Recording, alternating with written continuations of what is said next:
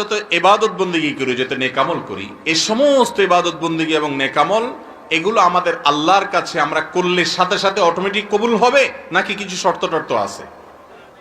শর্ত আছে না নাই? আমরা যা কিছু আল্লাহর কাছে ইবাদত করব, ইবাদত নিবেদন করব, সাথে সাথে আল্লাহ অটোমেটিক কবুল করে নেবেন? সেগুলো আল্লাহ তাআলা কবুল করার, গ্রহণ করার জন্য কিছু কন্ডিশন, কিছু শর্ত আল্লাহ তাআলার আছে না নাই? সেই শর্তগুলো আমরা আজকে জানবো খুব সংক্ষেপে কয়েক মিনিটে। 1 নম্বরের শর্ত হলো শিরিক মুক্ত ঈমান থাকতে হবে। আল্লাহর কাছে কোনো আমল করলেন, দোয়া করলেন, 2 রাকাত সালাত আদায় করলেন, একটা সিয়াম রাখলেন, তেলাওয়াত করলেন, হজ করলেন, উমরা করলেন, দায় রাখলেন, ওয়াজ শুনলেন, ওয়াজ করলেন, যত ভালো কাজ করেন, এই সমস্ত ভালো কাজ আল্লাহ রাব্বুল আলামিনের কাছে কাউন্টেবল হতে হলে 1 নম্বরের শর্ত হলো আপনার মধ্যে ঈমান থাকতে হবে, এমন ঈমান যে ঈমানের ভিতরে নেফাকে আকবর, শিরকে আকবর, কুফরে আকবর নাই, শিরিক নাই, শিরিক মুক্ত ঈমান আছে। এরকম ঈমান থাকলে তখন আল্লাহ তাআলা আপনার আমার আমল কি করবেন? কবুল করবেন। শিরিক মুক্ত ঈমানটা কি বিস্তারিত ব্যাখ্যা যাওয়ার সুযোগ নাই, শুধু সংক্ষেপে এটুকু বলি, আমরা ঈমানদার এবং তাওহীদবাদী, আল্লাহ তাআলার প্রতি আমরা আমাদের তাওহীদের স্বীকারোক্তি দিয়েই ঈমানদার হয়েছি। আশহাদু আল্লা ইলাহা, আল্লাহ ছাড়া সত্যিকারের ইবাদতের উপযুক্ত আর কেউ, কোন পীর সাহেব, জীবিত মৃত, কোন মাজার, কোন কবর, কোন ব্যক্তি, কেউ কি আমাদের উপাসনা, আমাদের পূজা, আমাদের ইবাদত, আমাদের বন্দেগী, আমাদের কপাল, আমাদের সেজদা, আমাদের প্রার্থনা এগুলো পাওয়ার হকদার আছে? নবী করিম সাল্লাল্লাহু আলাইহি সাল্লাম তার এক সাহাবীকে বলেছেন, ইযা সাআলতা ফাসআলিল্লাহ। লৌকিক ভাবে কারোর কাছে কিছু চাইলেন, ভাই একটা কলম দেন, কাগজ দেন, এটা ভিন্ন কথা। অলৌকিক ভাবে কিছু যদি চান, অদৃশ্য কারোর কাছে যদি কিছু চান, কারোর হাতে পাওয়ার আছে, স্পিরিচুয়াল বা অদৃশ্য পাওয়ার আছে, এরকম যদি মনে করেন, তাহলে সেটা একমাত্র এক সত্তার কাছে আছে, তিনি হলেন আল্লাহ রাব্বুল আলামিন। অতএব তুমি যখন কিছু চাইবা শুধু তার কাছে চাইবা। ওয়াইদাস্তাআনতা ফাসতাইন বিল্লাহ, যখন কিছু সাহায্য চাইবা, বিপদে পড়বে, তখন সেই প্রার্থনাও কার কাছে করবা? আল্লাহর কাছে। 5 ওয়াক্ত নামাজে প্রতি রাকাতে সূরা ফাতিহা আমরা বলি ইয়্যাকা না'বুদু, আল্লাহ শুধু তোমারই ইবাদত করি, শুধু তোমারই ইবাদত করি, এটা আমরা মুখে বলতেছি। আমরা যদি কোনো কবরে সিজদা করি, আমরা যদি কোনো কবরে পূজা করি, আমরা যদি কোনো কবরে গিয়ে দোয়া করি, কবরওয়ালার কাছে সন্তান চাই, ব্যবসার উন্নতি চাই, নির্বাচনে জয়লাভ করা চাই, এই কাজগুলো যদি আমরা কোনো মাজারওয়ালার কাছে, যিনি শায়িত আছেন অথবা জীবিত আছেন, মনে করি তার হাতে পাওয়ার আছে, তিনি বাবা পার করে দিবেন, এরকম যদি কোনো বিশ্বাস আমরা রাখি, এর নাম শিরিক। এর নাম কি ভাই? আর এই শিরিক সম্পর্কে আল্লাহ তাআলা বলেছেন, হে রাসূল, আপনাকে ওহী প্রেরণ করা হয়েছে, আপনার আগে সমস্ত নবী রাসূলদের জন্য কমন অর্ডার ছিল, সমস্ত নবী রাসূলদের জন্য একটা কমন নির্দেশনা ছিল, ওহী ছিল, যদি শিরকে লিপ্ত হন, আগে যত আমল করেছেন সবগুলো ক্যান্সেল হয়ে যাবে, সবগুলো বরবাদ হয়ে যাবে, ওয়ালা তাকুনান্না মিনাল খাসিরিন, আর আপনি ক্ষতিগ্রস্ত হয়ে যাবেন। এই জন্য ঈমানদার তার ঈমানকে বাঁচাবে শিরক থেকে। চেষ্টা করবো তো ইনশাআল্লাহ। কোন মাজারে, কোন কবরে, কোন পীর, জীবিত মৃত আমাদেরকে সন্তান দিতে পারে, ব্যবসার উন্নতি দিতে পারে, আমাদের নির্বাচনে জয়লাভ করাতে পারে, কোন কল্যাণ এনে দিতে পারে, কোন ক্ষতির হাত থেকে বাঁচাতে পারে? বাঁচানোর একমাত্র মালিক কে? আল্লাহ রাব্বুল আলামিন। আর সেজন্য আমরা নামাজে বলি ইয়্যাকা না'বুদ। বাংলা কোরআন খুলে দেখেন অর্থ কি লেখা আছে, আল্লাহ শুধু তোমারই ইবাদত করি, তোমারই শুধু করি, তোমার সাথে আর কাউকে করি না, শুধু তোমার করি। আল্লাহরেও করলেন, মসজিদে গিয়ে আবার মাজারে গিয়ে সিজদা দিলেন, ঈমান থাকবে? মাজারে গিয়ে চাইলেন, ঈমান থাকবে? বাবার কাছে পাওয়ার আছে, বাবা কিছু করে দিতে পারে, এটা মনে রাখলেন, ঈমান থাকবে? স্বয়ং রাসূল করিম সাল্লাল্লাহু আলাইহি সাল্লামকে আল্লাহ বলছেন, হে রাসূল, কুল, আপনি বলে দিন মানুষদেরকে, লা আমলিকু লিনাফসি, আমি নিজের কোনো লাভ বা ক্ষতি করার ক্ষমতা রাখি না। রাসূল সাল্লাল্লাহু আলাইহি সাল্লাম বলতেছেন, তারও লাভ ক্ষতির জন্য তিনি কার কাছে চাইতেন? আল্লাহর কাছে চাইতেন। আল্লাহর কাছে চাইতে আবার ভায়া লাগেনি, কোনো মিডিয়া লাগেনি, কোনো না। আল্লাহ বলেছেন আল্লাহ বলেছেন কোরআনে কারীমে সূরা ফাতিহাতে আমরা যেন দোয়া করি, আল্লাহ শিখাই দিয়েছেন ইয়্যাকা না'বুদু, আল্লাহ শুধু তোমার ইবাদত করি। এটা কি ডাইরেক্ট বলেন নাকি ইনডাইরেক্ট বলেন? ডাইরেক্ট ইয়্যাকা না'বুদু পড়েন না মুখ দিয়া। তো আল্লাহ তাআলা বলেছেন যে উদউনি, ও আমার বান্দারা, তোমরা আমার কাছে দোয়া করো, আমার কাছে তোমরা চাও, আস্তাজিব লাকুম, আমি দোয়া কবুল করব। আল্লাহ বলেন নাই আমার কাছে দোয়া করতে হলে দালাল ধরো, আল্লাহ বলছেন? দুনিয়ার রাজনৈতিক নেতাদের কাছে যাইতে দালাল ধরা লাগে, কারণ তারা সব মেনটেন করতে পারে না, একসাথে এত মানুষ সামলাইতে পারে না, ভায়া লাগে, সিস্টেম আছে। কিন্তু আহকামুল হাকিমিন রব্বুল আলামিন মানুষের মতো না, তিনি মহান স্রষ্টা। একসাথে হাজার হাজার lakh lakh crore crore million million billion billion মানুষ কি বলছে সবকিছু একসাথে তিনি অ্যাকসেপ্ট করতে পারেন, তার সাথে মানুষের কোনো তুলনা নেই। এই জন্য আল্লাহর কাছে কিছু চাইতে হলে কোনো দালাল মিডিয়া ভায়া ধরা লাগে না।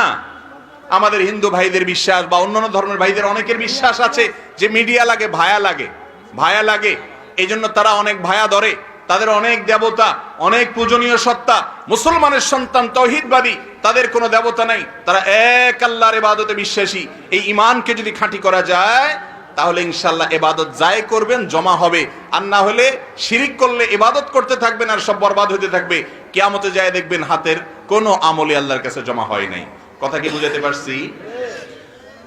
দ্বিতীয় শর্ত হলো ইবাদত কবুল হওয়ার জন্য প্রিয় নবী সাল্লাল্লাহু আলাইহি সাল্লামের ছাঁচ অনুযায়ী হইতে হবে। খুব ভালো করে শুনতে হবে, তার বাতানো পদ্ধতি অনুযায়ী হতে হবে, সুন্নাত অনুযায়ী হতে হবে।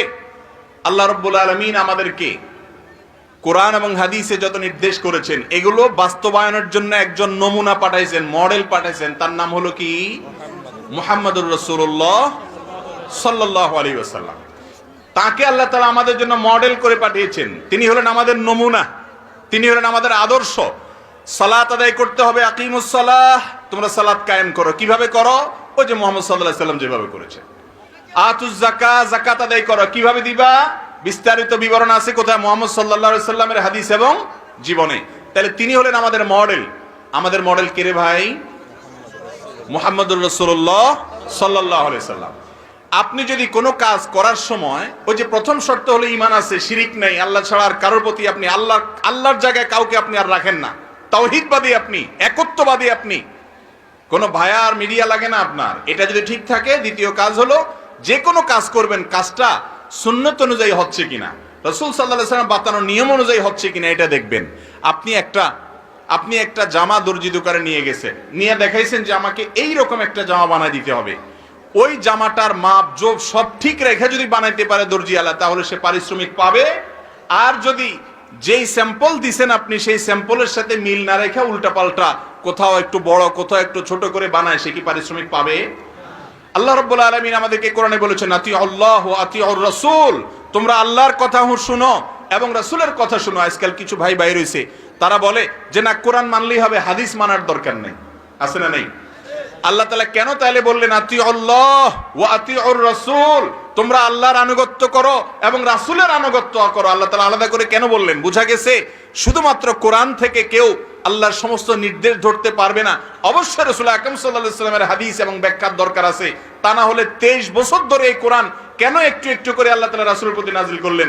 তাহলে রাসূল সাল্লাল্লাহু আলাইহি ওয়াসাল্লামকে বাদ দিয়ে শুধু কোরআনের উপরে আমল করা যাবে না।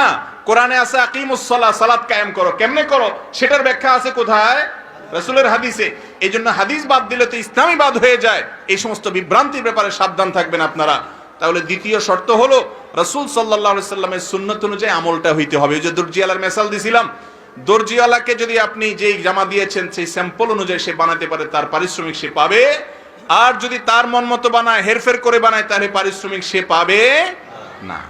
ঠিক একই ভাবে আল্লাহ রাব্বুল আলামিন আমাদেরকে রাসূল দিয়ে বলেছেন যে লাকাদ কানা লাকুম ফি রাসূলিল্লাহি উসওয়াতুন হাসানাহ, ও দুনিয়ার মানুষ, তোমাদের জন্য আল্লাহর রাসূলের মধ্যে রয়েছে উত্তম আদর্শ, তাকে দেখে ফলো করে চলো। আবার আমাদের কিছু ভাইরা বলে রাসূলের হাদিস নাকি মানা যাবে না। আল্লাহ নিজে বলতেছেন তোমাদের জন্য রাসূলের জীবন আদর্শের মধ্যে রয়েছে উত্তম আদর্শ, তাকে দেখে দেখে চলো। আল্লাহ আরো বলেছেন মা আতাকুমুর রাসূল ফাখুযুহু, রাসূল যা করতে বলেছেন সেগুলা করো। ওমা নাহাকুম আনহু ফান্তাহু, যা নিষেধ করেছেন সেগুলা করবা না।